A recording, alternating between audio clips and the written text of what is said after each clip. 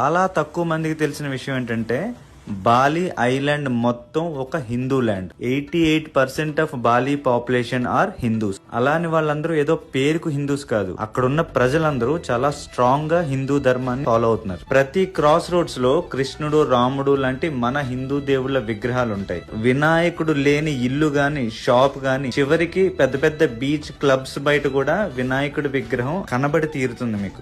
ఇంకా బాలిలో tourist place లో ఒకటి జీడబ్ల్యూకే పార్క్. అందులో జీడబ్ల్యూ అంటే గరుడ విష్ణు. ఈ పార్క్ లో ఒక కళ్ళు చెదిరేలా అతి పెద్ద గరుత్మంతుడు, ఆయన మీద విష్ణుమూర్తి కూర్చున్న విగ్రహం ఉంటుంది.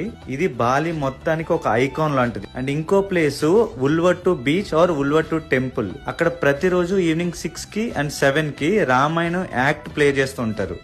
జనరల్ గా వాళ్ళు టూరిస్టులని టెంపుల్స్ లోపలికి అలో చేయరు. బయట కూల్ డ్రింక్ తాగడానికి ఒక షాప్ కి వెళ్తే అక్కడ ఆ షాప్ గోడ మీద శివుడి స్కెచ్ చూశాను. అది చూసి వాళ్ళని అడిగాను,